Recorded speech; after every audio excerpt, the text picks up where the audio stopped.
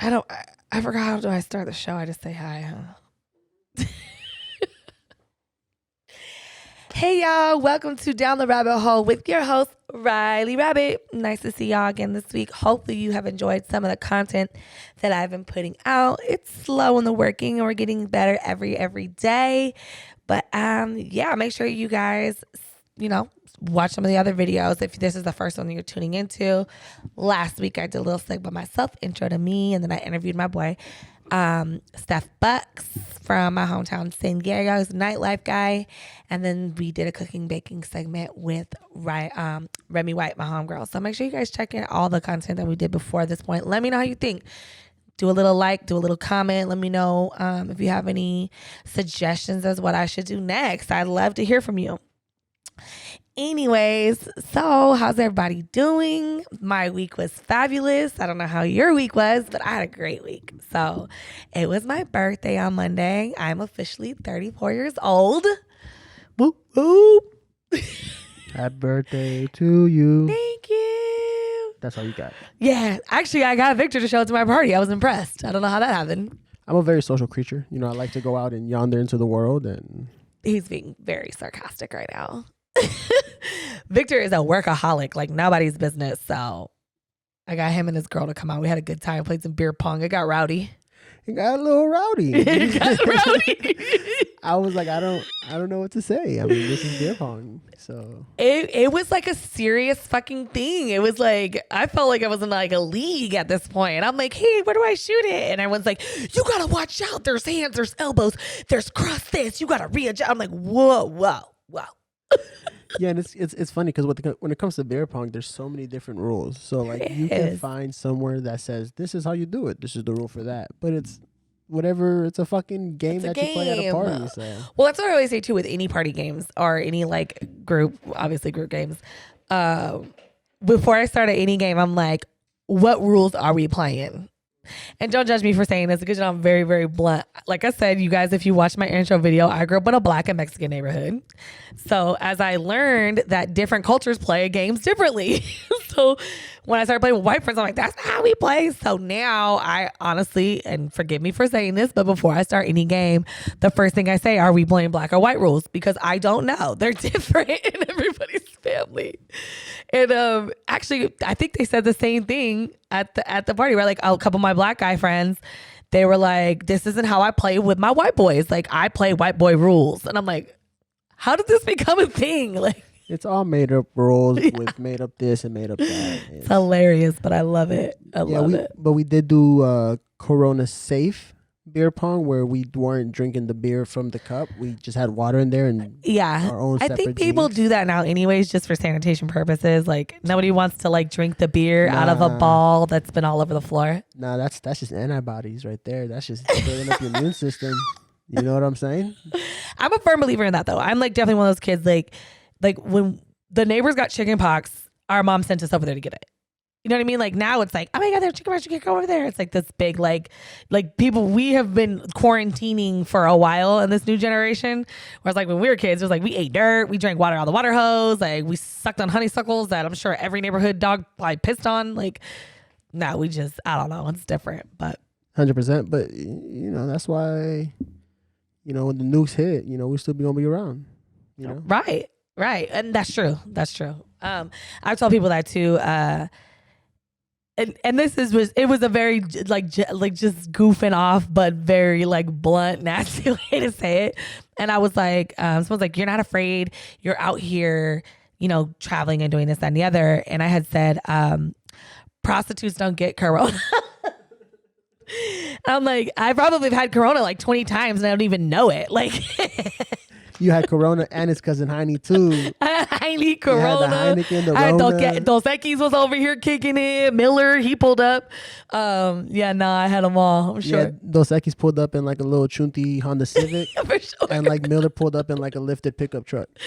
For sure. Well, I mean, if you think about it, like my whole job over the last 5 to 6 years when I was escorting and doing strip clubs and doing guest features and hosting parties, I'm around people all the time. So like whether or not I was having sex with them, I was exposed to all kinds of stuff, So I just felt like my immune system, like I stopped getting so many colds and stopped getting so much like I feel like every year I used to get sick during certain seasons. And now I feel like since I started escorting, like I barely get sick now. And my body just built up an immunity to people's nasty shit. Like, I don't know. It's funny, but it's real. But that brings my topic up that people are really out here corona shaming right now. It's a thing. It's a thing. There's currency in virtue. You know? Yeah. Like, went to Walmart for my birthday just to get party favors, party supplies. And I'm like, I think so for my birthday, just bring it back a notch. For my birthday, I bought myself a gazebo. You know, like I bought my backyard gazebo and a bunch of patio furniture. And I told myself if I hit a certain amount of money on OnlyFans every week and I hit my goal every week, that I would go buy myself a gazebo for my birthday. It was like $2,500 by the time I bought all the patio furniture and all the backyard stuff. But I'm there and one of my fans saw me. So like I'm like in a U-Haul and I look crazy as I'm picking up all my stuff and this. And I remember at first I'm thinking like, he doesn't try to hug me. You know what I mean? Like, he's going to give me his corona. And I'm like, why do I care? But I put like the knuckles out and then he came in like trying to like give me like a kiss on the side of the face. And I was like, what are you doing? That's not okay before the corona. And he was Asian, you know? They shameless. I be watching some Asian porn sometimes and they be on some weird shit. Oh, they're really into tickling. Yeah, I don't like that. They're really into tickling. And I fucking hate to be tickled. Yeah, you're going to get punched in the throat. Oh, yeah, I'm going to punch something. And then it won't even be on purpose. It was just like my body would just be like, bah! No, it'll be on purpose. No, all of the above. I actually stopped talking to this guy. It was before I was in the industry.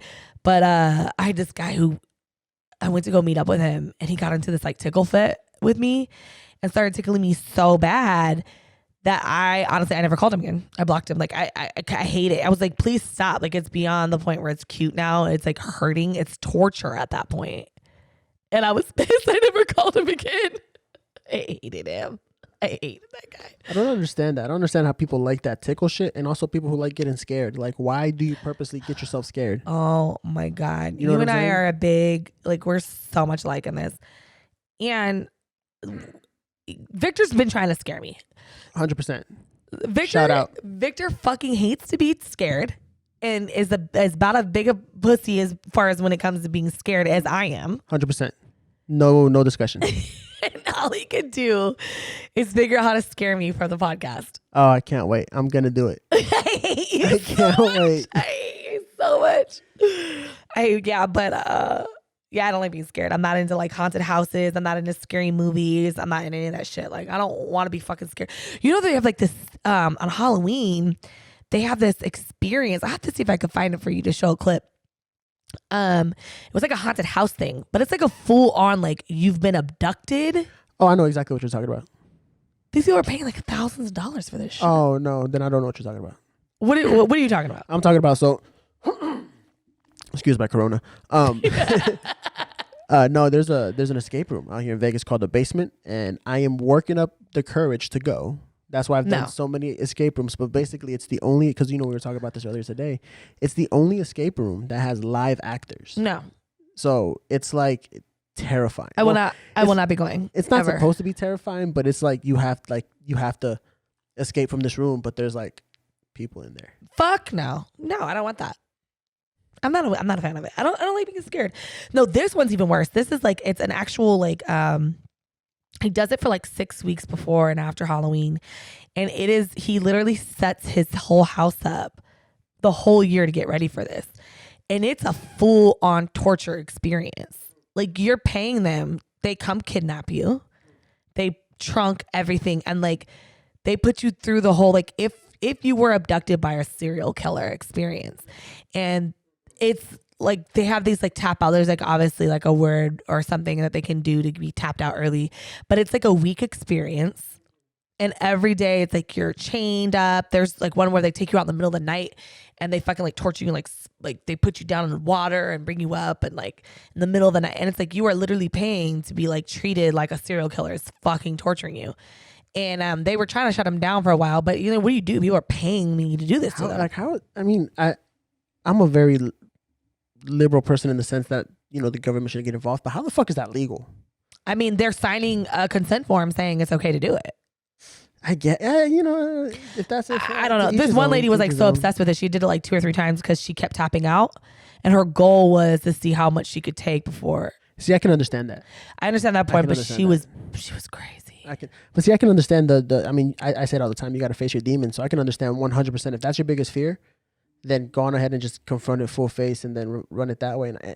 And I can get that. There's a couple fears that I'd like to conquer before I die. And you know what I never want to do? I never want to feel like I've been fucking abducted by a serial killer. Like, that's nothing I want to ever do in my life. But that's the point, though, right? It's like because if it ever does happen, like, you're already ready for it. Like, what do you? Not even that. I mean, to me, one of my biggest fears is how would I react in a situation where I need to react, right? So if I'm that you wouldn't react the right way, like you'd make the wrong call. Either make the wrong call or I just won't react at all, right? Because people always think it's fight or flight, but y'all missing the third. It's fight, flight, or freeze, right? You can either fight, you can flight, or you can just freeze. So you're afraid of freezing? I'm afraid of not fighting. I'm afraid that I won't fight. That you won't. So are you afraid of the flight as well, or just the freezing? I guess it's both. That you just won't react. Yeah, I mean, and I've had a couple situations in my life. Most recently was actually the Las Vegas shooting. I was at a concert on the Strip, and I was at a reggae concert. You need some water there, Corona? Shh. I had the Corona. I just smoked some Corona OG. Some of that Corona OG give you that calm mouth. I was just thinking about that myself. I was like, damn, I left my water down. I'll get you one right now. But I was at the reggae concert on Brooklyn Bowl, and I remember I was high as fuck. I was drunk, super paranoid, chilling. No, I was just chilling, and then out of nowhere, they're playing their last song. Out of nowhere, everybody started running. That stampede effect just scares the fuck out of me. So I start running after, I start following them, and then I was like, okay, hold on 1 second, what's going on? So I stop, I look around, I don't see any gunshots, I don't see any fighting. I'm trying to find out what's going on. Right. And I turn to people, I'm like, yo, why is everybody running? Well, there's a guy with the gun outside. I'm like, motherfucker, y'all running outside. What do you mean? Like, why would you go outside when you say this? So I'm like, all right, hold on, I'm gonna chill right here. So I just remember, like, in that situation, I was terrified because they're saying there's a dude with the gun outside. They're saying that, he's on his way here, right, and there's hundreds of people. They're all fighting. They're all panicking. How am I going to react? What am I going to do? Am I going to be able to find the exit? Am I going to be able to stay composed? And this is why you do escape rooms, because you like that shit. Well, the escape rooms is more of a puzzle. I mean, that kind of is though, right? Yeah, it's more of a puzzle. But in that aspect, yeah, no, absolutely. Because anytime I go to a movie theater, where's the exits? Anytime I go, really, you're that bad? 100%. Ask my girl. 100%. I'm asking her. 100%. I'm always on. Like when I kiss my girl in public, my eyes are open. I'm always looking around. That's so creepy, Victor. Yeah. Don't do that. It's my paranoia. You're always on top of my senses. Yeah, I'm always on top of what's going on. I believe it though, because you are a pretty aware guy. Just aware. You have to be. Yeah. You have to be. I have all the guns and all the I have it. He probably has zombie apocalypse case. I want to have one, but my brother has one. Yeah, I want to have one. My baby brother Lee, he literally has he has his earthquake bag. Yeah, but it's beyond earthquake. See, it's like a zombie apocalypse bag. It's the if shit hits the fan bag. Yeah, for sure. Yeah. And he has one. He actually, I'm surprised he hasn't sent one up here yet. He put one in all of my brother's houses. Like, he's my baby brother. He's all about like guns. I mean, all my brothers were Boy Scouts. My older brother was an Eagle Scout, so they're super prepared when it comes to shit like that. Yeah. So, and I get that, and truth be told, I have my perfect setup. Like if I wanted to, like, let's say for example, shit hits the fan, which guns would I use? Why would I use them? And where would they be placed in the house so you had accessibility to them? No, not even that. Like if I'm out like in the wilderness, right? So like if wait, I'm telling you, you have full on like Walking Dead fucking mentality. Oh, I know exactly what guns I want to use. I'll tell you right now. I want a sub 2000 with the Glock magazine holder, right? Oh my god, it's about to get real. Then I want a Glock 17 on my head and a KSG 12 on my back, right? And wait, speaking about things on hips. Have you been on my hip? Oh, is this why you play VR? Are you getting ready? No, not at all. VR to me is just so much fun. It's it's. So Victor had me play VR. Victor had me play VR today. First of all, I'm not a video game person. Victor is. So like, this was definitely a challenge for me. I think I picked it up pretty fast towards the end. You did. And in the beginning, I was like, what the fuck? And I don't like to like have to figure things out. I just want them to work. Like, I don't mind figuring things out, but I feel like if it doesn't work for me right away, I'm like, And then I just get like, okay, I either go to full on like, I don't give a fuck, walk away, or I'm like, I'm not going to stop until I get it. And when you see like when something became natural to me and I was like, oh, archery. And I was like, boop, boop. Like I was happy because I'm like, I didn't know how to do this. But yeah, it's just a comfort thing. It was fun though. We are going to have to show you guys a clip of that though. Yeah, we'll chop together a clip and show you guys. Yeah, Victor's going to hook it up for you guys. I'm going to show you my VR clip of me. First experience. I've been on one VR a long time ago. It was like the first VR that ever existed. One of my clients actually was on the prototype, like, what do they call it when they send out a bunch of them to people and then they see how they react? The beta testing? He was on all the original beta testing on the first VR. So he had one in his house. And, but it was like, I just walked into a room and like, I look down, there might not be a floor underneath me. Or like, I look up and there's like a dinosaur walking over my head. But this is like interactive as fuck. Like I literally felt like I was in a zombie apocalypse. That's how I have to like get you to build up the courage to do like a scary experience. No. I gotta put you on like Freddy Five's Night. Fuck what is no. it, Are you serious? Hell no. Yeah, I would never. I mean, or we can do the Silent Hill. Excuse me, whose hill? The hill of rainbows and ponies. Yeah, it better be that hill. I like these guys, okay? Unicorns and stuff. These are the hills I like to be on. See, that's the shit that worries me about my girl. Like my girl's like a psychopath. She's not a psychopath. No, she's desensitized. She's a psychopath. I put her on some like shit. She's not a psychopath. She's actually the sweetest person. That's because she's a psychopath. So she don't flinch. She don't like. I try to like put her through like some scary shit. But psychopaths have no empathy towards anything. That's a sociopath. Sociopath have, what was it? I gotta look it up now because it was. Look it up. Like I believe one of them is like they don't empathize. And they have like no remorse. One has to do with I don't empathize with you as a person. The other one is I don't empathize with the society as a general, I think, but I'll look it up. That might be true. But she has empathy. She just doesn't have a flinch. So she's one of those people like, if you scare the fuck out of her, she's like, why are you scaring me? Yeah, 100%. She doesn't care. I mean, I'm like, like, I don't care. I told her, Victor, earlier, the first time I went to, or the last time I went to a haunted house, I was with my old coworkers from Verizon, and somebody like yelled out that I was scared of chainsaws, and I'm deathly scared of the sound of a chainsaw. And I'm pretty sure that they had to peel me off of a tree because I like hugged it and I was crying and I had a panic attack. And like, I didn't want to go home. I probably, if I had to pee, I probably would have pissed or shit on myself. So I'm just definitely not a fucking fan of anything scary at all. No, thank you. But I get scared pretty easily. Like anybody could actually like jump out of a closet like 20 times back to back and I'm still going to get scared every fucking time. So I don't know. I don't really want to do anything, but the VR was fun. So today we did like a carnival thing to help me with like my skills. And it was like, one was like, what is it? The fucking whack-a-mole. One was like an archery thing. So it like taught me how to like use them. So basically you got like two little controllers on your hand and you have the VR mask and like, there's this space of like, some, I don't know. It was probably maybe like 4x4 square foot little area to play. And I just remember like, just bumping. I'm like trying to shoot shit and I'm like hitting Victor in the back of the head. And I'm like, pew, pew, pew, pew, choo. And I'm like, oh, sorry, you're right there. And then like before I know it. And when I was playing the zombie game, I was actually doing pretty good for a minute. And then they kind of started coming at me pretty fast. I was like, oh, fuck. And I guess I stepped back into the wall and I thought one had touched me. And I was like, oh, shit. And then they just started eating me. I was done. I was fucked after that. We were supposed to wait till the end to talk about. Well, you brought it up. But either way, it's I know. I fucking suck. What's crazy about VR is when you're there and you see that zombie. Yeah. It's like he's as tall as you. And he's like right in your face. Yeah, he's like a real fucking human being. And they're like...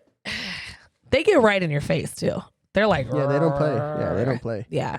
And it's just like there's certain things where it's like it's not even scary, but like you're about to walk down a dungeon. Like I was scared. Dungeon or at one point you like put me in like some like mine or cave and I was like, it's dark in here. Like I don't like the dark. I'm such a pussy. But and there's nothing you can do. Like there's nothing. You're just at the mercy of the whatever it is. Yeah, and then but you can hear things. Like it literally feels like somebody's breathing in your ear and they're like, you're like, oh, where is it? Like, no, I'm not doing anything that has to do with fucking Freddy, the Saw, Hills Have Eyes. We'll get there. We'll get there. No. We'll get there. Hey. Can I fly on unicorns' backs? Like, do you have anything like that? And then we'll do the scary shit. Oh my God. I fucking hate it. We'll get there. Don't worry about it. Just don't think about it right now. We'll get there. God, I just can't even imagine. It's like already freaking me out just thinking about it. I'm losing my mind. And I'm not even going front like I do. I'm like, I don't. I'm a big old bitch too. Like I don't be. I know you were like, wait a minute, I'm not going down there. And I was like, what do you mean? You're trying to get me to go in a whole fucking haunted house? And you're like, I'm not going down that fucking mine shaft. It was dark. It's dark. I'm not going down there. Yeah, it was dark. It was scary as fuck. Fucking asshole. I was so bad. Oh, but it was a good time. It was definitely a good time. Oh, but bring it back to my birthday. So that's where I was going with we went down a whole rabbit hole there. That was the whole rabbit hole. Down the rabbit hole. So I went out, bringing it all the way back. Went out to go shopping or whatever, and I went on like my Instagram and I was like, oh, it's so great to run into fans, blah blah blah blah blah. And then I was like, because he was like, hey, when I get my stimulus check, I'm gonna hit you up. And I was like, oh, I'm retired now, honey. I don't do that anymore. But it was funny. I had a post about it on my Instagram. So I had some people kind of backlash. Multiple people hit me like, why are you having a birthday party? Full on Corona shaming. Like, you are wrong. You shouldn't be out. You shouldn't be having people over. And I mean, one of my exes hit me up. I had a couple of friends hit me up. I've had some like random people like cussing me out. Like, they're like, I cannot believe that you're still going to the stores, and I can't believe you're having a party. And like, they were full on shaming me because they felt like I was, and somebody literally told me that the spreading of the disease was not going to stop this year because of me. Like, you are the reason why this will not stop, right? And I'm like, fuck you. Like, so later, I'm an Aries, so I go very like extreme with some of the things that come out of my mouth. And Victor's going to talk about me because I said this, but I like in my head, I'm thinking, you guys be the same motherfuckers running around, fucking raw, sucking raw dick, full GFE fucking hoes, and tricks that try to pull condoms off, and you will literally be out here not giving a shit about a condom. AIDS kills so many more. I think it was like 700,000 people a year die from AIDS still. And it's like to year to date, it was like something with Corona. It's been like under 100,000, and half of those are not even accurate. You know what I mean? Like, and I'm gonna go into that in a minute. So I'm like, how dare you Corona shame me for fucking going to Walmart? And I have my mask. You guys seen my fucking Rylee Rabbit mask by Sublimation House right there. So like, I go out, I do everything I need to do. I'm one of those people who has been washing my hands when nobody's looking for most of my life. Like, just because you guys finally figured out how to fucking wipe your ass and wash your hands and not to sneeze on shit and how to be cleansy people, like, don't be mad at me. I've been doing that my whole life. I have an immune system. I'm a pretty healthy person. I read the statistics as far as people in my age range and my health level. Like, I don't feel like I'm putting myself at risk any more than I would if it was the regular flu or anything like that. You know, like, I feel like I'm going to get a normal cold or a sinus infection, or I feel like I could get a staph infection faster than Corona at this point. And I've gotten a staph infection. Like, I got a bug bite and it got bad. So I'm like, I don't know. Like, I'm also like, don't fucking Corona shame me. And you are like the worst fucking, I've literally watched some of my friends go and take shits and never wash their hands. Don't shame me for going to Walmart and wanting to have a birthday party, you fucking asshole. So I made a comment on Instagram that literally said that. Like, I can't remember exactly what I said, but it was like, don't shame me for going to Walmart when you guys don't even wear condoms or something like that. You're slinging HIV dick. And like, I had to go into that, and I was just like, people are going nuts with this Corona stuff right now. And I actually found a video about how doctors, like, the thing is, like, the fear factor is so big, right? Like, people don't understand that fear is really the best way to control the masses, right? And yes, Corona is a real thing, but I just feel like it's being exaggerated. And I think that us quarantining ourselves was a great way to make sure it didn't get worse. But I think people are going overboard because there's a fear factor that has been set in. And a lot of that fear factor has to do with money. And I'm a conspiracist. I'm sorry, I am.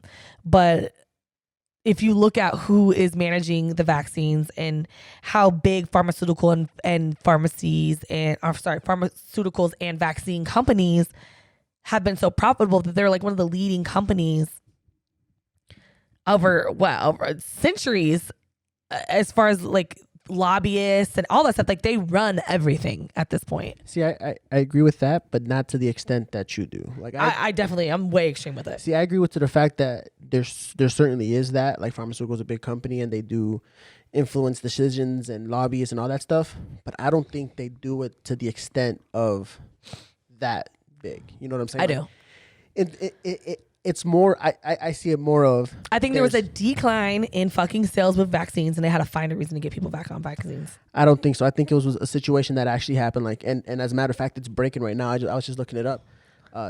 Multiple sources are saying that the coronavirus came from a lab in China, in Wuhan. I believe it. Like it was manufactured? Yeah, like it's on like Fox News. But that's what I'm saying. That's why I believe that shit. I believe like they create these things so that they can find cures for it and keep us... I don't think it's something like that. I think it's literally something that, hey, oh shit, this happened. And now the media is running with it because there's money in the clicks and in the fear. And that's what gets there's always, there's always money in the treatment and not the cure. There's always money in the fear and not the precautions. I'm one that I'm not going to chalk up conspiracy to something that I can chalk up ignorance to. So if this I think it's both.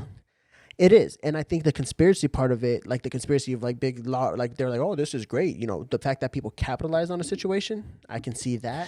But I'm a capitalist as well. So I definitely, I get like, hey, there's this shit happening. Let's capitalize on it. But I feel like when it comes to world health, there's got to be a limit.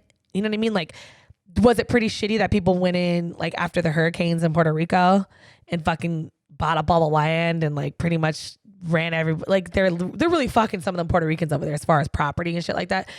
That's a capitalistic type of mentality. Sorry, fucking national disaster happened. You guys can't afford to fix this, so I'm gonna fucking get in and make some bread. I get that. When you're talking about like scaring the fucking world into a quarantine, that is like where it's gone too far for me. And that's where I feel like it is a conspiracy and it's not a capitalistic situation anymore. I just don't think anybody has that much power. I don't think anybody has that much power because it's an aspect of this. The biggest fear we have right now is not knowing. Nobody knows what this is. Nobody knows how it contracts. Nobody knows how what happened. So that's they don't even know that the numbers that they have are even accurate. Exactly. Yeah. So it's that aspect is what's scaring the market. It's what's put us in this quarantine. We don't know what's going to happen. For sure. There's so many variables that need to be answered before we can make decisions. So in hindsight, let's say a year and a half from now when we get a vaccine and all that stuff, oh, the way this was handled, oh, we should have done it sooner, we were too extreme. Like hindsight is 2020. Of course I'm okay with us going extreme if it was really necessary. And it might be. It may or may not be, but I feel like they know that it's not as much as it is. I don't know. I think what they should have, in my personal opinion, is I think that they should have put in a mandatory quarantine for people at high risk. And meaning, you know, so what they're saying now is that there's evidence of doctors labeling a corona death when the corona was a secondary or third, or I can't even think of what thirdary. That's really retarded that I almost said that. But anyways, like it's not the primary issue of death, and they're labeling it as if it is. And so it's like some 82-year-old died of heart failure who happened to have corona, and they're labeling it as the death of corona. And I think that that's where the inaccuracies come in, and that's where I think the conspiracy comes in. So I don't necessarily say that they probably made this big corona thing for the vaccinations. Corona was happening, and I think the conspiracy comes in with the numbers because they're creating this bigger fear than what it really needs to be. So I'm not like so extreme, like, oh, they created this disease just for vaccines. No, I'm with you in saying that's where the capitalization came in. But I definitely believe the conspiracy is they're making it seem like more people are dying from this than really are dying from it because they want to push the vaccines. And my thing is, there was like 100 new vaccines this past year. And it's like, won't you, hey guy that's creating all these vaccines, won't you stick all those go take all those vaccinations, let me know how that goes. If you really believe in this shit, why are the people up top not normally the ones taking the fucking vaccinations? You know what I mean? Like, and I saw a post about it earlier. Somebody said something about the people who are telling us to wear masks and be clean and do this and do that are the same people who are in press conferences and sitting in Congress right now with no mask, no gloves, shaking hands and sneezing on each other. And it's like, I don't know. You just kind of got to watch our leaders. Like, I feel like if it was really that big a deal, everybody that got on a fucking newscast would have a mask on regardless or not. Like, you know what I mean? Like that's where like the conspiracy part comes in. Like, how bad is it really? Like, how much fear are you trying to put in us where it's like, it was probably a really bad cold and so people should have kept their ass in the house and keep their hands clean. It's turned into something bigger because of it. So I don't know. That's just my take on it. Especially when it's like, going back to just like I went extreme with the AIDS comment. I know you're like, no, you can't compare apples and oranges. Like Victor's like, you can't compare AIDS because you can decide whether or not I'm going to have sex and you can decide whether or not I'm going to wear a condom or not. And like, you can't decide whether or not you're going to get corona. But I mean, a little bit you can say I'm going to keep my ass in the fucking house if I know that I fucking have heart and lung issues, So, but I think just testing as a whole, no matter whether it's STDs or clean eating and preventative health is so big. And I think that we need to stop focusing on cures and start focusing on preventative health, like altogether, across the board. You know what I mean? Like, let's not wait till we're dying and sick and have a fucking pandemic before we decide to do something like wash our hands. Well, that's the one positive thing that can come from this is just new life habits. For sure. And I hope that that's what we get out of it. I hope that as a whole, I hope that the medical world wakes up and realizes like preventative health is so much more important because like even our health insurance company is like, you're like, hey, I really would like to go take a look at this. And you have to go through like 4 referrals for my knee. I had to go, I had a primary doctor, wasn't really feeling the way that things were being handled. So I switched doctors. Then it was like, then I had to start up a new primary thing, with them. And then it's like, okay, now I went to a knee doctor. And I'm like, so I go to my orthopedic. My orthopedic's like, hey, I'm not really the person that works on meniscus and ACL tears. I'm more of like a shoulder arm guy. And so let me recommend you to someone else.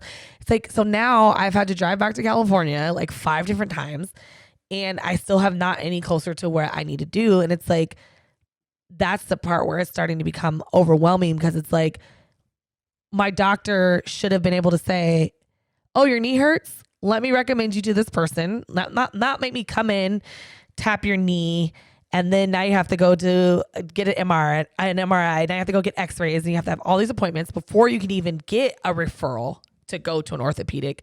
And then you go to a fucking orthopedic, and it's a general orthopedic, which why the hell did I go to a general practitioner just to go to a general orthopedic?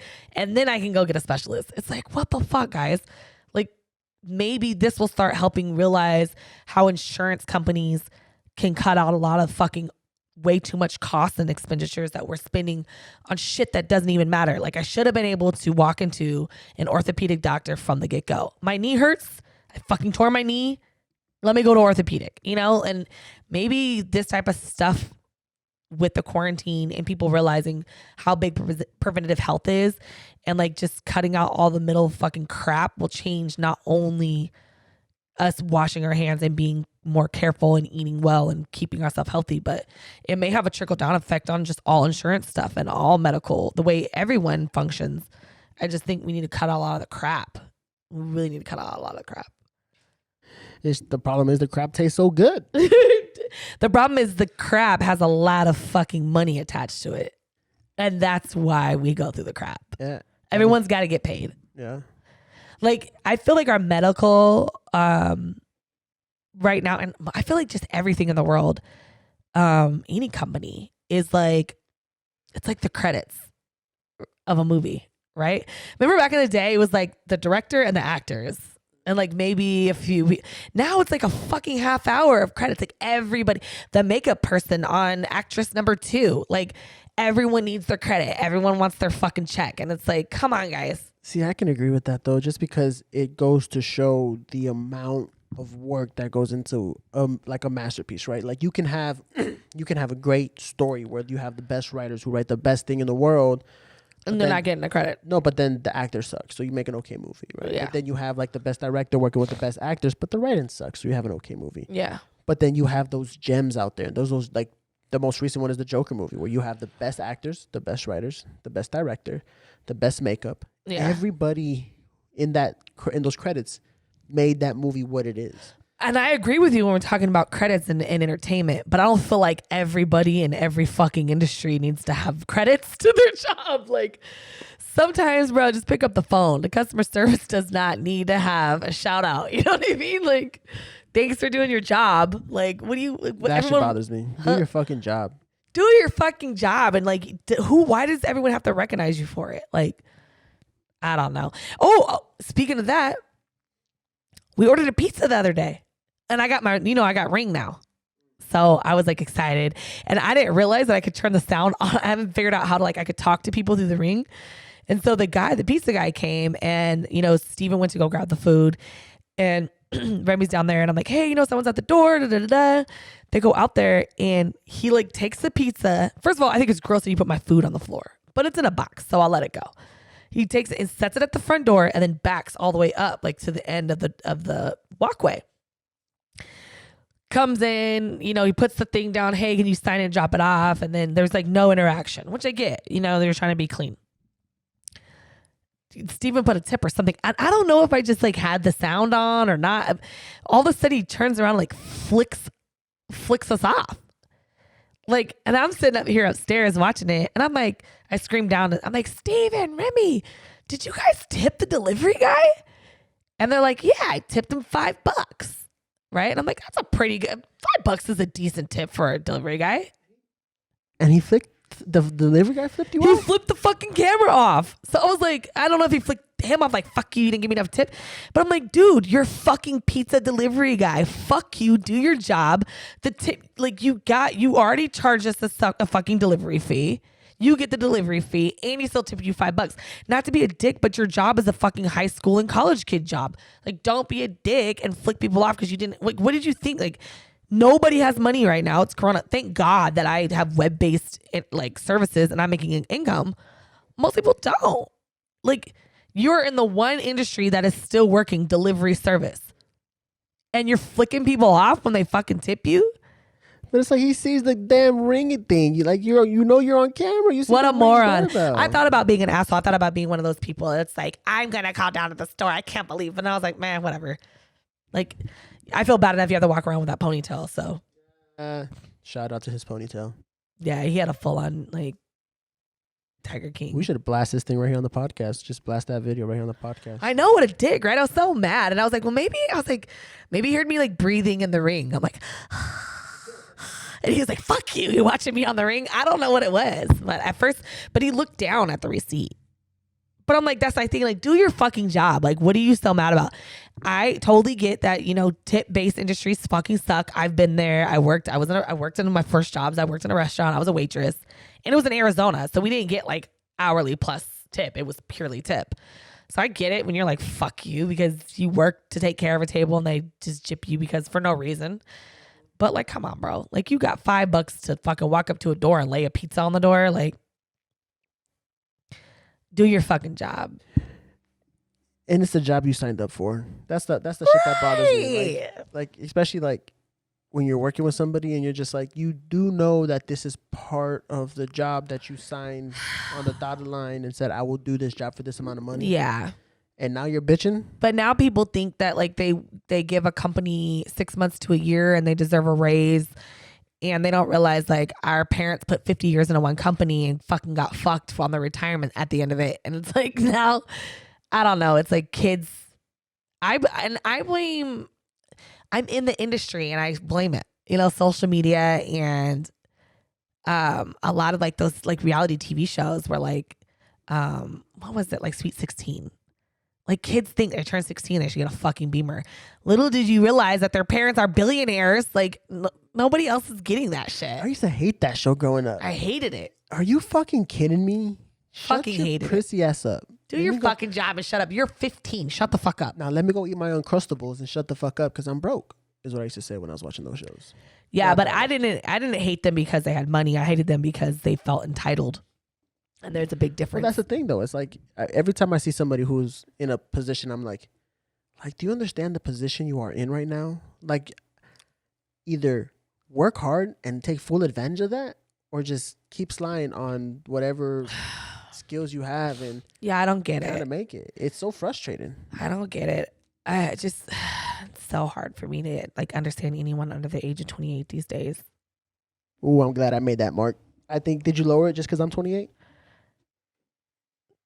Yeah, maybe. Yeah, no, I just feel like, and I think I might have actually raised it because I think I used to say under 25.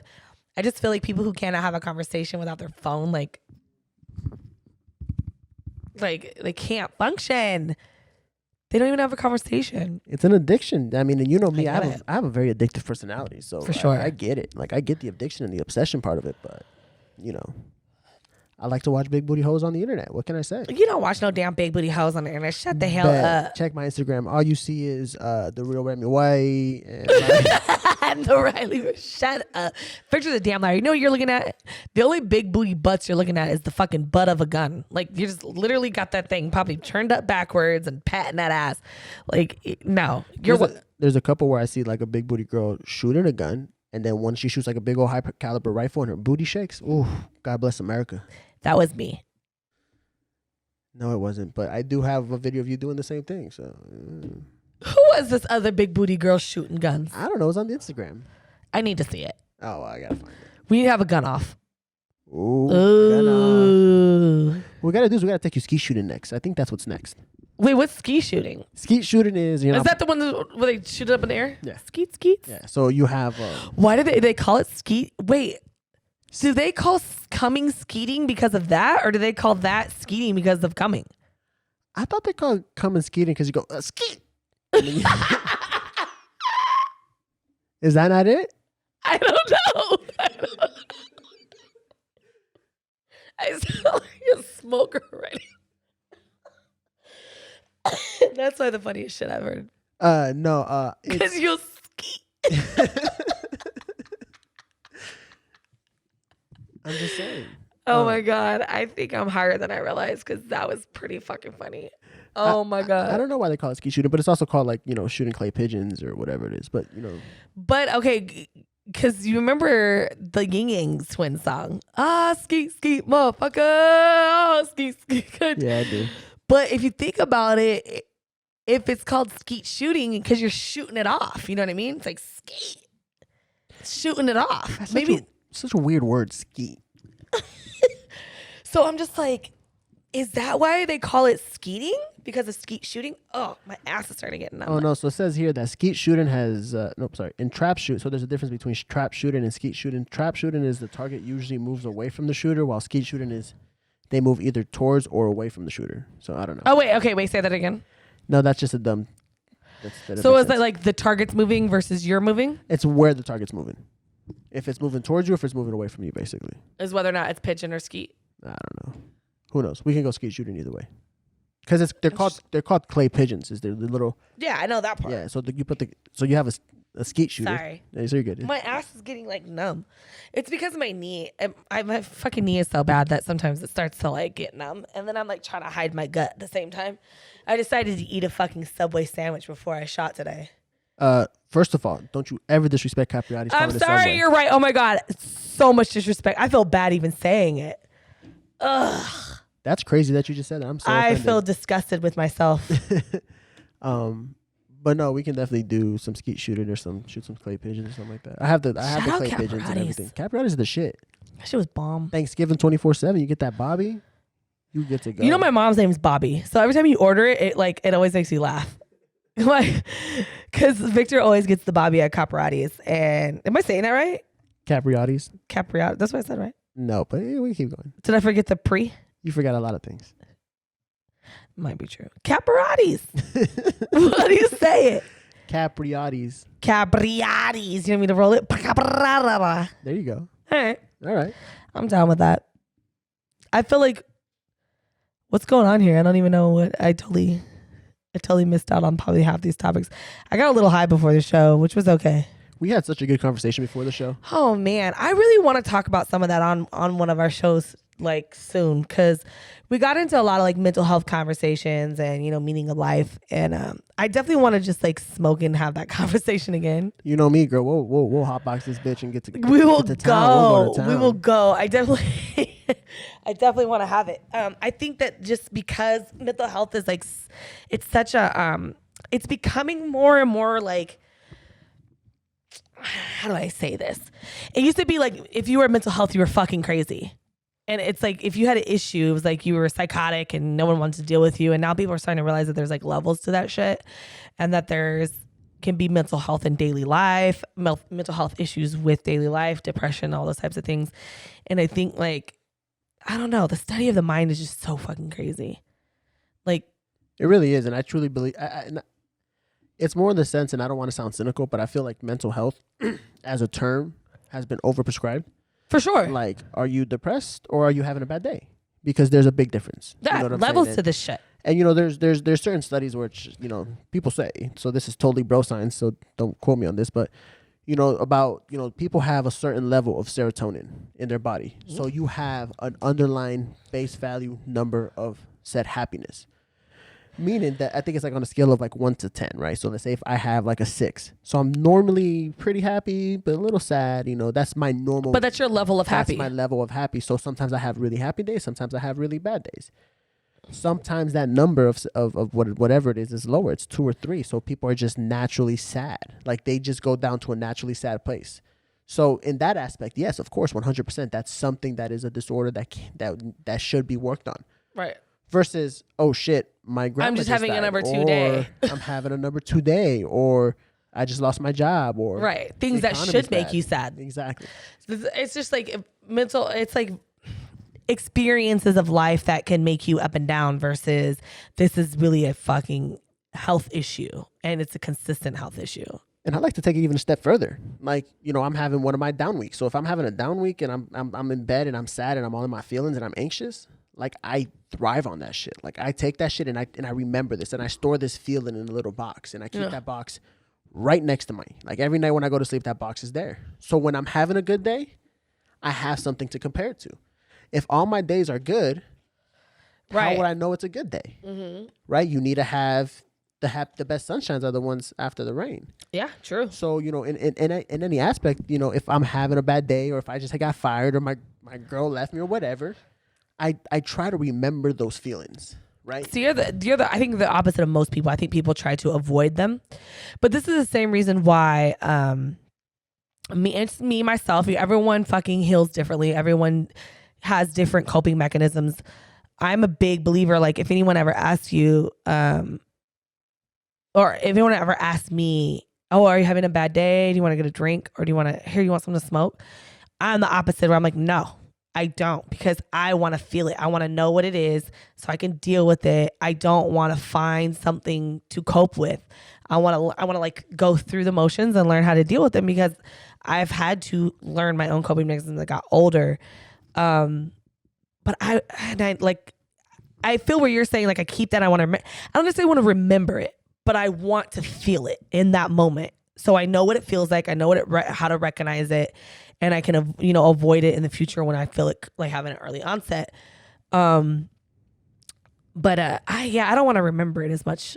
But that's just your personality. You're always like, I need to know where I was so I know where I'm going. You know what I mean? 100%. And that's just a happy side effect of it to know that, okay, I know what this feels like. So if I see this coming, I know I'm gonna feel this for sure. So now I know how to combat that, and I know how to overcome that. I was having a conversation with one of my boys, the other day, and I was telling him, I was like, "Hey man, like you have a very unique personality in the sense that you don't really like it. The answers are right in front of you, and you refuse to see them. Right? So I'm gonna give you an example. I'm curious who this is.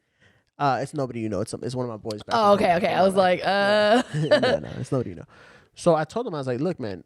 why don't you try this exercise, right? So you're a naturally jealous person. If you see your girl talking to somebody, you get jealous right away. So next time you feel jealous, why don't you stop, take a step back, become self-aware of what in front of you is making you feel that way, isolate it, so the next time you see that coming, you can address it. Right? So some guys talking to your girl when you're around, that makes you feel some type of way. Next time somebody approaches your girl, now you know that's going to make you feel that way. So if that makes you feel some type of way, you can bring it up to your girl. Hey, it makes me feel this type of way when we're in this circumstance. Right? Versus, why the fuck are you talking to him? Da, da, da, da, da, da, da. Well, no. You felt some type of way. She didn't react the way you wanted her to react in your head. But she wasn't aware of it as well. Because she wasn't aware. Yeah. So why don't you do that? Next time you feel angry, what is making me angry? This specific substance in front of me is making me angry. Now I can address that. Right. And go from there. And I think sometimes making other people aware of how you feel, but sometimes making other people aware of how you feel isn't necessarily for them to change their behavior, but to hold you accountable for it. And I think as you get older, as you dig within yourself and trying to figure out who you are and your purpose in life, it's not always to tell people, you made me feel this way, so you change. It's just to say, hey, you made me feel this way, but now I recognize it. Like, what can I do to change myself from feeling that way? Or like, I'm a big believer that you choose happiness. Right? I feel like happiness is a choice. Some days it's harder to choose it than others. But, and there's, like I said, and I even talked to you, like, until I had my own experience with depression, I didn't realize how fucking hard it really was. And it's debilitating as shit. And it is really, I don't think people really get it until they go through a day where you literally are arguing with yourself about just putting a foot on the floor and getting up and walking. And until you get to that point, you don't get it. But there's going to be, like you said, those days where you're up and those days where you're down. And the days that you can choose happiness, I think you choose it, because you don't have to be walking outside in a bad mood, and because a fucking dog shit on your lawn that day, let it ruin your whole fucking mood. It sucks, cuss, say what you need to say, pick up the shit and throw it away. And continue about your day. It doesn't have to ruin your whole fucking day. You can choose that. You can choose who's in your life. You can choose to continue to deal with people who make you sad and miserable. Like, maybe you can't choose every single day's emotions, but you can choose factors, things that are causing you to be unhappy. See, that's a key aspect of how I choose to live my life, and you're very good at that. And it's one simple model. I can't control what I can't control, but what I can control, I'm gonna control the fuck out of it. Right. Meaning, I can't control that I got fired. What can I do? I can control how I react to me getting fired. For sure. I can't control, even if you take it to emotions and shit, because I might act like a robot, but I'm not a robot. I feel shit. But it's to the point where it's like, okay, I feel like I want to cry right now. Okay, cool. I can't control that right now, but I can control how I react to that. I can control what I do because of that. Yeah. I feel angry. I got into a huge argument on the phone with Cox yesterday because they're all pieces of shit. Shout out to Cox, they're all pieces of shit. They drive me nuts. Yeah, and I just remember thinking okay, I can't control that they're just gonna keep fucking me with the money, and I can't do anything about it because I can't get any other way. Right. But I can't control how I act towards it. And I know that I don't. Or or how you control acting towards everybody else in the rest of the day because of it. That doesn't mean you go treat your girlfriend like shit because you had a bad conversation with Cox. And I will never give him that power over my life. Right, and people do though. Yeah. People will be like, "What is your problem?" And you're like, "Yo, I just went to court all day," or "Oh, I just got a ticket," and this. It's like, so why are you running around treating people like fucking shit? Because you're spreading that nasty, poisonous attitude. But you're letting them get to you. And and now they're not just giving you a ticket; they're ruining your whole fucking day, your whole week, your whole month, because now you're in a bad mood, and they have now somebody else has control of your emotions. You gave them that power. That's where I'm saying you choose that happiness. 100%. You choose bro, I'm not going to let this keep bothering me for the rest of the day. And I'm not going to treat people like shit because I was treated like shit. Yeah. So I don't know. I'm a big believer in that for sure. Just control what you can control. That's it. Just control what you can control. Because if you even spend 10% of your energy worrying about the shit you can't control, that's 10% that you can't use on something else. Yeah. And if I'm spending 10% on this, 5% on that, 7% on that, then I'm only left with 40% to do my job. And then I'm only left with 10% for my girl. That's not fair. Yeah, for sure. And that's not fair. Why I'm giving somebody else power over my life? Yeah. I definitely agree with you on that. And it's not something that comes natural. Like I said, like I was telling Victor earlier, I was like, we're not born with coping mechanisms. We're not born with the tools to do, just like you. Someone had to teach you how to wipe your ass. Someone had to teach you how to eat. Someone had to teach you how to do your 1, 2, 3s and your ABCs. Like, people think that we're just supposed to have all the answers to our emotions and how to cope with things. And I think that you have to do the work and practice and, read or do research or do your own little experiments at home with yourself. You know what I mean? Get in tune with yourself. Like, you would never know how to wipe your ass if you didn't shit on yourself a few times. Do you know what I mean? Like, you had to go in, you had to sit on the toilet as a kid, you had to do all these things. And I think that we think that we're just supposed to know how to react to stuff. And you got to give yourself more credit. Well, that's a real naturalistic emotion and feeling for us as humans, and that's oh God, I can't stand that shit. Because if you tell me you don't know what the fuck you're talking about, but this is to your best ability what you think it is, that I can follow. But if you tell me, hey, that's one of my problems with religion, and we can have this discussion another day because it's a long one, but definitely. My problem is not the fact that you believe in God. My problem is the fact that you say his name is God and this is what his plan is, this is what he wants to do. That to me is telling me that you feel like you understand everything. Yeah. You understand the world. It's like you gotta have a God complex within yourself. Either that or you're too lazy to figure it out yourself, or you're scared because of the truth. So it's one. I always say that religion in itself, not the fundamental values of religion, but more of the organizational value of religion. It's like Santa Claus for adults. Yeah. I say the same thing. I'm like, I don't disagree with religion as an ideological format or whatever you want to go with, but I do have a problem with organized religion. Like, that is where my issue lies. If you believe that there's God up there and he's playing puppet with your life and you love the life that you have with that God, then go for it. I'm believing that. And I'm an energy believer. So I believe if anything gets you up in the morning and puts you in a good positive mood and gives you good energy and gets you driven throughout the day, and that's God for you, that's Jesus for you, that's the gods for you, that's Buddha for you, whoever it is that puts you in a good mood, I'm not against that at all. Like, who am I to tell somebody this thing that makes you so happy, so positive, it makes you love people and be a normal human, you shouldn't believe in that. But if that's what gets you going, fucking believe in it. And not only that, if you really think about it, like, get the basis down of religion. It really is just a set of rules for us to abide so we can cohabitate in this planet.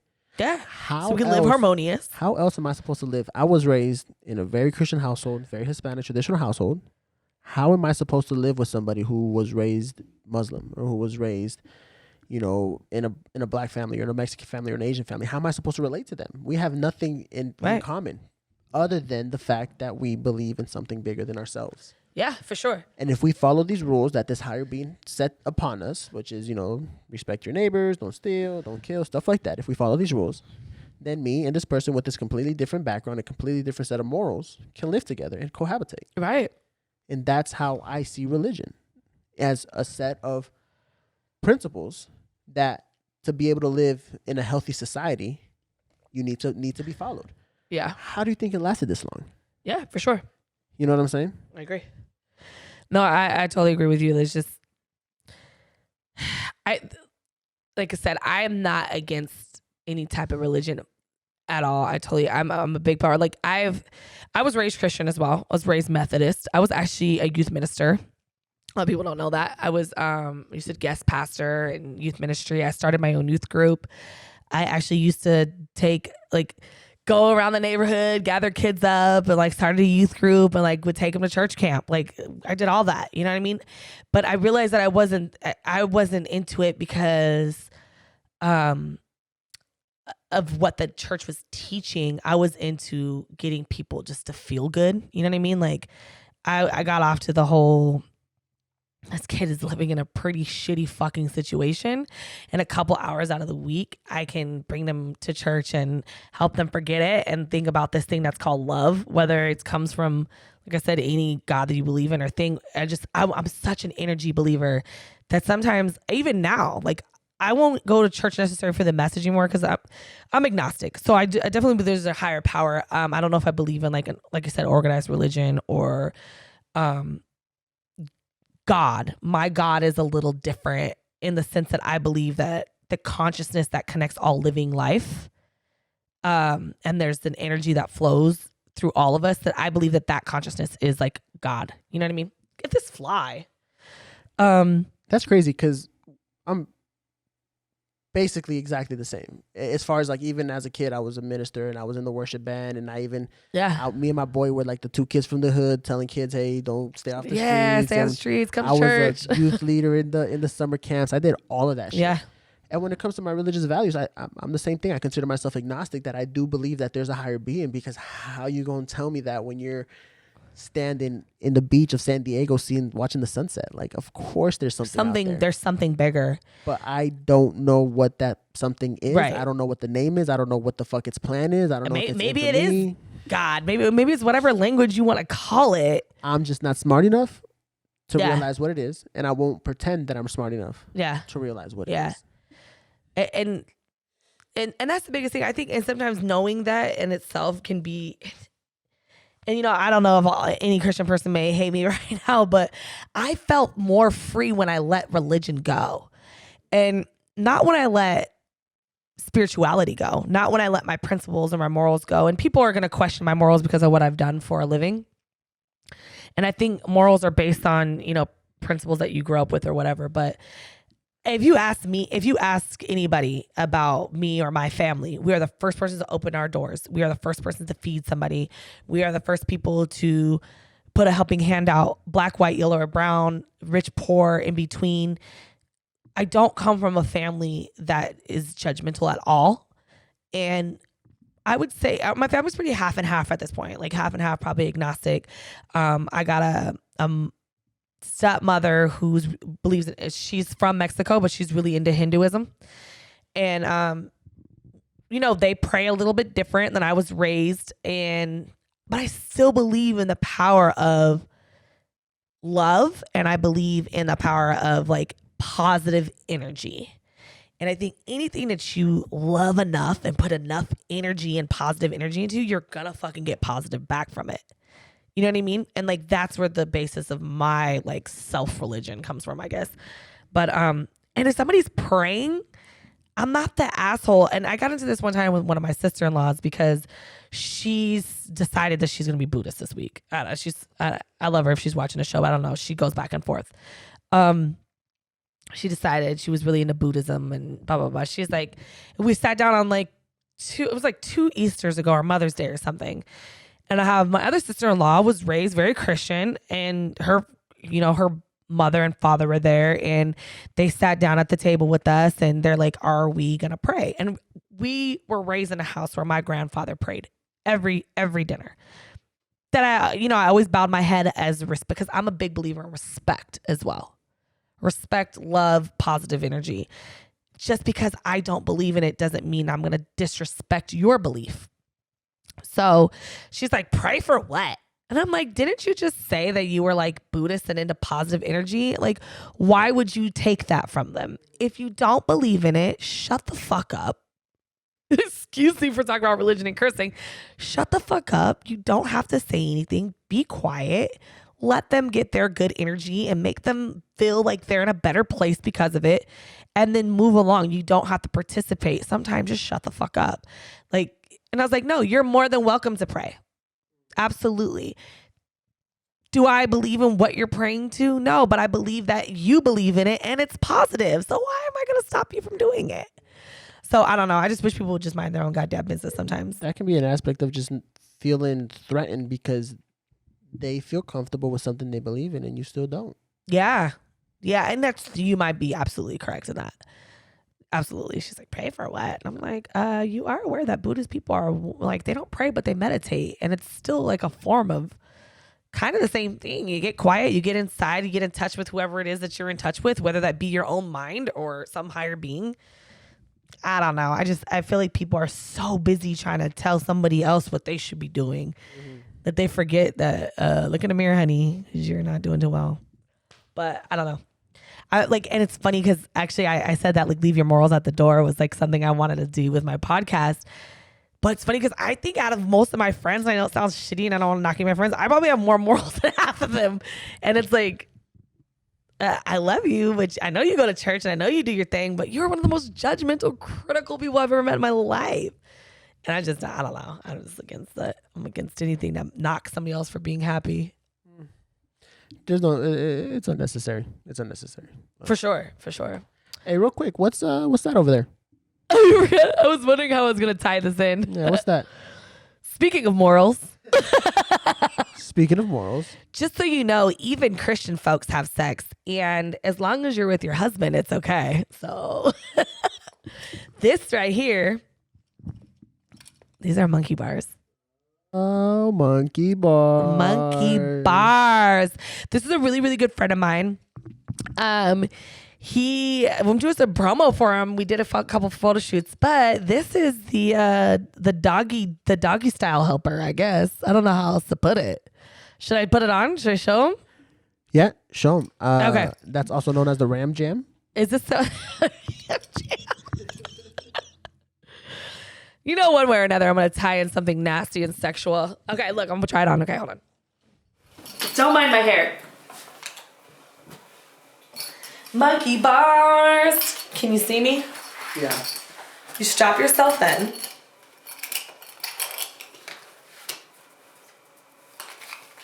We're strapped. And you turn them around so you can see the monkey. Well, actually, you don't have to. You can leave it on the back, too. It doesn't matter. Anyways, so when you're like this, somebody can just grab it. And they got some bars to hang on to. I don't have no one to grab it right now, though. Anyways, these are awesome, though. And they're comfortable. Like, they're padded in the back. Because, so some little belts and stuff, sometimes they don't, like, they're not comfortable. They cut into you. But this is, like, padded. It's super nice. I don't know. I love it. I love it. Like, when you want to go deep, when you're feeling deep and wanting to go deep, these things right here, these are the fucking best. I was actually impressed. Like, I put them on. Like, I've had another belt like this, but it was really shittily made. This is awesome. It's like memory foam in here. Have you had a chance to use one yet or not yet? Not like officially. Other than Remy fucking you with it. Remy, we put one on when we did some video shoots, and Remy was like playing with it, and I was like, ooh. I don't have anybody to play with it with anymore. You know, I'm retired now, so I don't have any clients anymore. And Rylee, I don't know if you noticed this, but you can go down to like Smith's and just grab some random dude and fuck them. I know. Just saying.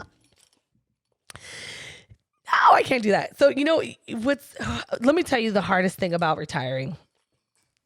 Oh, monkey bars. I think it's even at monkeybars.com, and monkeys with a U and bars is with a Z. MUNKEYBARZ. Anyways, follow them on Instagram. Make sure you like their stuff. They're not that expensive. They're like about $100. Very, very well made. I mean, good quality stuff. So I think they come in black, white, and pink. I think. Anyways, make sure you grab one. Make sure you follow him on Instagram. Good guy. He actually used to do a lot of the avians and the exoticas too, but he had some like business stuff he had to take care of, and finally got all his product back. Thank God, because now you can start pushing them again. Anyways, I know that I could probably go fuck just, you know what? That's actually not true. Everyone thinks that because you're hot, and you know, maybe people don't think I'm hot, but I do. People think that I can just go have sex with whoever I want, and it's like not that easy. I guess. Oh no, boo hoo. Shut up. I feel like ugly girls get better guys than me. I legit, and I'll film the whole motherfucker. I legit think you can go out there and fuck 86.3% of the men out there. Well, one, I don't want to. That's not the point. But it's like, I don't know. I don't think it's that easy. Maybe it's just because it's How about easier than most? Okay, maybe it's easier than most. But like, from a real aspect of it, from being a woman, like, one, I don't want to fuck every guy out there. I still need to be attracted to the guy too. And I always feel like the guys that I'm attracted to are not attracted back. And I'm 34. Like, I'm into that age where it's like, I don't I don't want to just have sex with somebody just because I want to have sex with them. Like if I did, I would just go fuck somebody, and I've just done that for like whenever I wanted to. And plus, I used to get paid to fuck, so like it's like a mental thing at this point. Like now I'm like, I used to get paid $1,000 an hour to fuck people, and now you want me to like go fuck you for free? And then I get into this aspect, and this is the hardest part for me for dating right now, is now that the expectation of money is out of it. Like I feel like I'm making, I don't know if I'm maybe being too hard on guys, but I feel like now you got to earn it. Like, I don't know. Is that wrong? I feel like, guys used to pay me and you just want to like hook up the first night, and like, nah, you're going to have to work for this shit. Hey, boo boo. It's your monkey. You can do whatever the fuck you want with it. It is my monkey, and it's either expensive. So, and actually, used to be a thing of mine. I'd be like, I'm not cheap or what I say, not cheap or easy. You're either gonna have to pay for it with time or pay for it with the money. Like, I'm not cheap or easy. You got to figure one out. So, I don't know, and I think I'm in that place in my life right now where like sex, I still enjoy sex. Don't get it twisted, and I'm gonna fuck when I want, but it's not a priority right now. It's not as it shouldn't be. Yeah, it's not a priority. To me, I feel like I really want to, like, I'm at that point where if I'm not building with somebody, like, we're not working towards, like, a common goal of, like, whether a relationship or something, and, like, we're not building towards something bigger, I don't want to have sex with them. That's interesting. Yeah, especially since I used to be a prostitute. That plays a little role into it? I think it plays a big role into it, because before it was like it was beneficial in the money aspect, and now it's like what role are you playing in my life? Like I don't just give you sex because here's a pussy. Like that was my early 20s. My early 20s I was a slut. My late 20s I was a hooker. And then like now that I'm in my early 30s, I'm like, nah, this has got to be working towards something. Like my sex has always kind of had a purpose, whether it was free and fun or not. It's always like, I don't know. Maybe not. Makes perfect sense. I just feel like you don't deserve the pussy. First of all, my pussy is like a monkey bar. It's like a monkey wrench. Not like. I work out. I hear you. I work this pussy gets muscles. I believe you. I believe you. That'd be like going to a trainer and be like, can I just train with you for free? And they're like some celebrity trainer. They're like, fuck you. You know what I did to get this body? You know what I'm going to do to get your body like that? It's not free, honey. So now I just feel like my pussy goes like this. Ooh. Ooh. Wait a minute. I didn't even see that. I blinked and it was done. Ready? Go. I think they called that the Revenge of the Pussy Snatchers, right? No, I can Kegel pretty well. Actually, I had to be careful when I was escorting because I would pull condoms off, and not on purpose. Like I would have to like catch them because like I would just Kegel and they would get caught. Like and then like they would pull out. I'm like, hold on, don't pull out fast. You know what I mean? Because they would like try to just come out, and I'd be like, and then I would like have to like it would just be like hanging. And you're like, sir, okay, we gotta stop. You know what I mean? Just switch it all out. But luckily, I was a big believer in testing. Oh, that was kind of part of the STD talk too. Is I'm a huge whether you are a sex worker or not, I'm a big believer in like testing, like STD testing. And I was one of the few people when I used to work at the Bunny Ranch. We had somebody who was really trying to get sex surrogacy started for like for medical insurance to cover sex surrogacy for people who were like autistic or like old military vets who like missing limbs and stuff, and they had a hard time. Like people don't realize how big sex plays a role in rehabilitation. But I got really big into like sex workers' rights and health issues and stuff like that. And I was one of the few people that like would write in about getting this this drug called Truvada. It's basically HIV PrEP. It was like a pill that you could take that would help prevent you from getting HIV. It's one of the big people like I would write in about like how we needed to have that for sex workers, because at the time you could only get it is if your active partner tested positive for HIV and you tested negative. It was a way for you to not contract it from your partner. But recently, like within the last 4 or 5 years, they've opened it up that sex workers can get it in California for free if they're on state assistance. Well, not state assistance, like if you have Medi-Cal or if you go to Planned Parenthood, they'll actually give you HIV preventative medication for free. And like, so I was on that for a while, but you have to have a negative test before you can take it. It's really, really tough on the liver.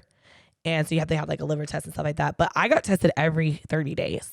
And I got in the habit of that when I was with at the Bunny Ranch, because in order for you to have your license, you had to clear an STD test weekly. HIV once a month, and like all other STDs weekly. And if you failed one of the tests, you couldn't work for 10 days until you got treated and tested positive or tested negative again. So I'm just a big believer in back to that preventative health and like testing. And one time I was in there, and I think people don't realize like sex education is so fucked up right now. Like people are just really not taught the right things. They're not even taught to do the research to look for the right things. And like they're getting better, because for a long time our schools was like, if you don't want to get STD, don't have sex. You know, abstinence was it. The culture we live in today, to think that our kids are not having sex, is fucking retarded. We live in a very sexually stimulated, like uncensored, desensitized like culture of children, and there's like 12-year-olds fucking right now, and it sounds bad, but it's true. So like, how do we make sure, like, let's get them into health stuff, let's teach them the proper way. And when I realized how ignorant people were about sex and STDs as a whole, I kind of known it for a while, but one of my biggest moments was when I was in Atlanta, and a client had came to see me. And I had a big rule: if I'm not going to fuck the disease off of you, I'm not going to suck it off either. So I've never been with a client. No, let's be honest, like shit happens. I've had condoms either fall off, or I've had jackasses try to pull them off. I've had situations where, and then I got tested immediately, but I never willingly went into a situation where I was either sucking or fucking without a condom. I'm not, there's this term called GFE, which means the girlfriend experience. The true definition of GFE means that they want to kiss. I wasn't a kisser either. I was a full Pretty Woman believer. You do everything but kiss on the mouth. Ugh. I just wasn't into it. So they want to kiss. They want to go down on you, and they want you to go down on them. Both no condom. Like they want to like eat you out. They want their dick sucked raw, but they would have sex with a condom. And I just like got to thinking about that. I'm like, did people don't realize that not all STDs are transmitted strictly through sex? Like people don't realize, like now gonorrhea and chlamydia is actually transferred through oral, almost just as high as vaginal or just regular sex. You're literally sucking a dick with chlamydia. You know what I mean? Like, what do you think was going to happen when you suck the next dick? You have chlamydia in your throat. So like, or vice versa. You go down on a girl, and then you guys are swapping spit. You guys are 69ing, and like you're full on chlamydia back and forth.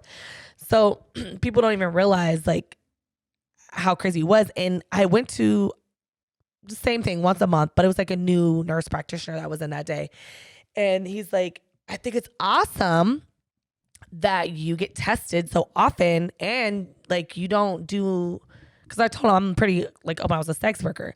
So he's like, and you don't do any oral with condoms? And I was like, no. Like what? I was like, first of all, herpes is still a thing. And that's through contact. I'm sucking your dick with herpes. I'm going to get herpes on my face. I was like, I don't want to walk around with cold sores on my face. And then like gonorrhea and all this stuff. And he's like, most people don't know that. Like most people aren't aware of the oral transmission between STDs or STIs.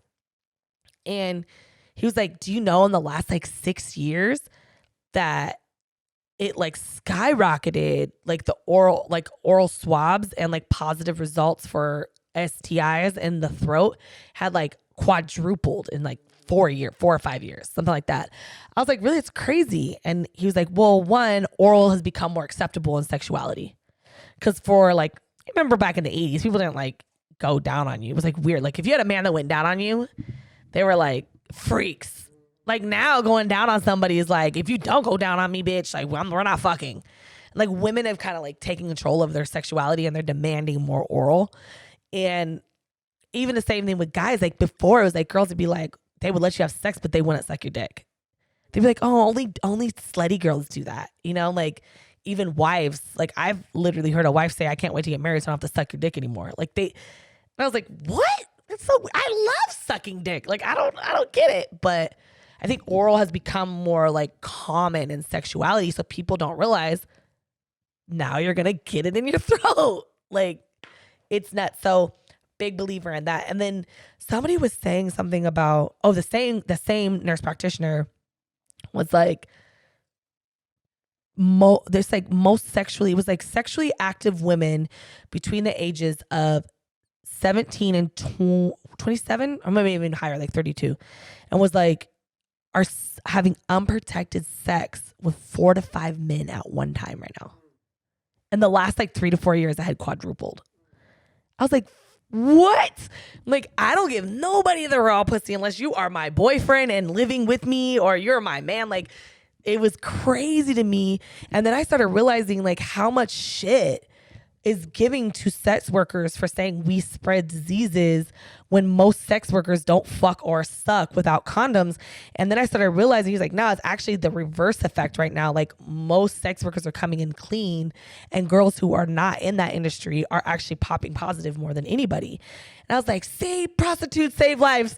I was like, and it's just funny because like people have this misconception of sex workers and adult industry workers. And they all think, oh, we're just all dirty, crazy people. But like my girl Uptown, really into the porn industry, right? And she's like, I am not going on set with you until you get me paperwork that shows within the last fucking 7 days you've been tested, and I need to see it. Like, we're so much bigger on like protecting ourselves and staying clean. It's our job. Like, we would literally lose so much fucking money if we did get a positive test on something, even if it is something simple as like that you could fix with antibiotics. If someone found you like clap, like you're not going to get jobs. You're not going to get booked. You're not going to get hired. You know what I mean? Like porn stars alike. Like it's just it's such a fucking, and everyone thinks it's us that's the problem. And really we're like the last person for it to be an issue with. So I don't know. I just want to shed some light on that. Go down the rabbit hole on my sex talk. It's all good, but ready to get up out of here? It's about that time. We're at it is that 20 time. minutes. Oh, wow. Shit. You just let me talk forever. I got pretty high there for a minute. I'll let you do your thing. But definitely want to make sure you guys always remember. I know I went off on a tangent there for a second. Hopefully you enjoyed. Make sure you comment below. Let me know how you guys felt about the segment. If you guys have any input. And make sure that you're following me. Like I said, once again, we're on iTunes, Google Play, we're on Spotify, we're on YouTube. I think that's all of them right now. Podbean. I always say that backwards. Podbean. We're on everything. So make sure you guys tune in. Make sure you guys like and subscribe below so you can see when I post new videos. And please, if you did like this segment or if you just want to put some commentary, you can just slide into my DM on downtherabbitholetv on Instagram or comment below. I definitely will be going through them and reading them, and I want some feedback. Let me know what you guys think. Love you guys. See you next week.